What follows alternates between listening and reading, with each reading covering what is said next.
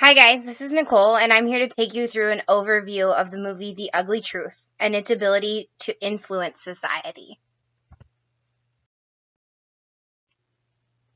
This movie was released in 2009. The screenplay was done by Kristen Smith, Nicole Eastman, and Karen McCullough Lutz. The story was written by Nicole Eastman. The general description of the movie from Sony Pictures states, Katherine Heigl and Gerard Butler star in this wildly funny battle of the sexes. Meet Abby Richter. Played by Katherine Heigl, she's a successful morning show producer looking for a lot in a man.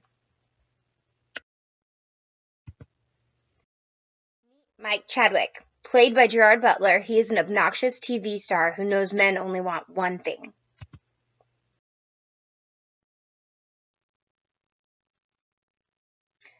Determined to prove that she's not romantically challenged, Abby takes Mike's advice during a promising new romance, but the unexpected results will stun everyone.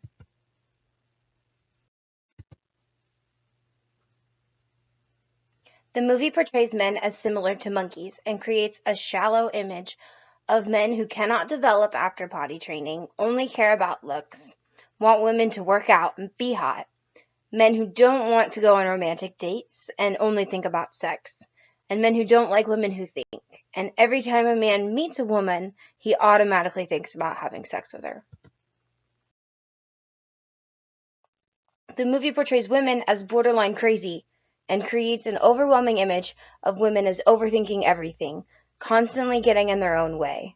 Women would rather calculate their mate than find a real love relationship. And women who are looking for men who are feminine, and women who have a checklist of attributes that they're constantly walking around with, and women who are also living vicariously through their single friends.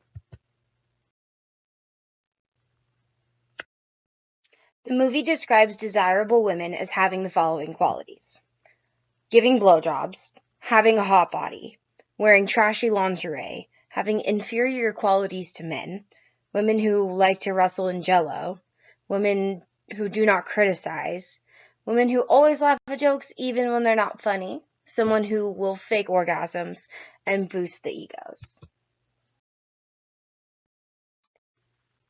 The movie describes desirable men as having qualities like reading books and what can be described as being European, having an education, not acting like a man, drinking wine, and comparative to a woman.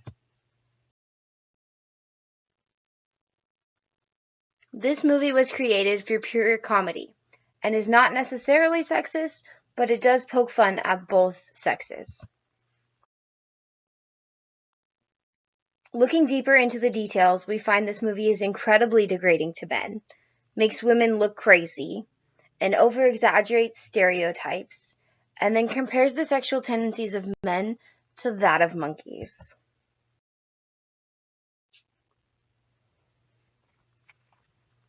This movie relates to our class because it has lots of references to sexuality in society.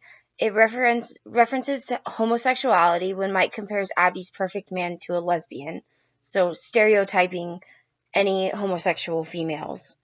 Portrays a society influenced highly by sexual desires, in the fact that the men are constantly looking for the sex and the women are supposed to be omitting sex constantly. And it creates a dynamic environment where sexually driven society is almost frowned upon when Abby is looking for a man who's nothing like Mike.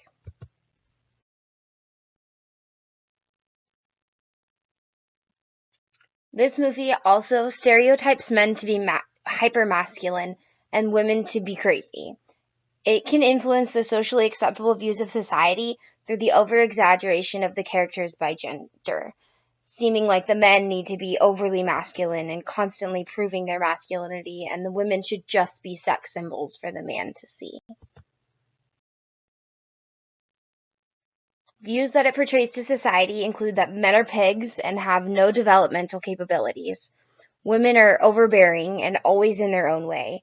And both men and women are looking for things that they don't actually matter in their real relationships. It also compares a man who likes to read and likes cats to a lesbian, which is over stereotyping and causing people to create views that aren't realistic at all. It implies that real men are incapable of feelings and relationships that aren't based on sex, and informs the public that if you don't masturbate, another person won't even want to have sex with you. When Mike tells Abby, well, if you don't want to have sex for yourself, why would anybody else want to have sex with you? It does, however, have some good information for society. This movie could benefit society in the way that it could help women get out of their own way. Because when it comes to dating, women do tend to overthink things and create situations that don't really exist. So they could see that in this movie and possibly alter their own behavior when it comes to dating. It demonstrates that anyone can fall in love, even when they least expect it. So even though you're not looking for that type that is, say, Mike or Abby, you can possibly find them in that person if you just open your eyes and get to know the person instead of being completely rejectful at first. It also shows a woman in a successful role, Abby being the producer of the show, and the way she handles her job is really helpful to young women and shows them that they can have these great jobs and be very successful. This movie also shows that women who aren't constantly dressing sexy can also find a spouse. In the beginning of the movie, it made it seem like you're never going to find anybody unless you act and dress in this manner that's hypersexual.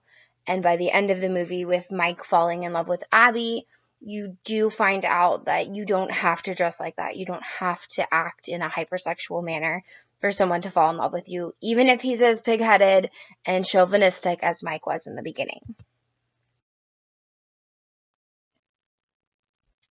The harmful information for society is men are incapable of love.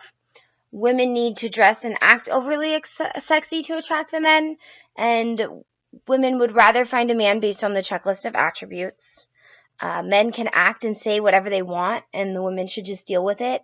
And also that if men are joking, it's not sexual harassment. There was a lot of information in the beginning of the movie where Mike came in and was overly crude and nobody really saw any problems with it, where that would not usually be accepted in a normal society. If someone's acting like that, it shouldn't be accepted. And it just kind of went off and played off like, oh, well, that's just how he is, so it's okay, when really it isn't.